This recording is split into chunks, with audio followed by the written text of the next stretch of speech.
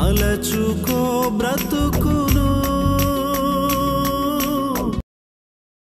కొంతమందియే శ్రమపడుచుండగా చింతయలేని క్రైస్తవులందరిన్ పంపుము దేవా, పనివారలను పంటను కోయుటకు, నేడు పంటను కోయుటకు.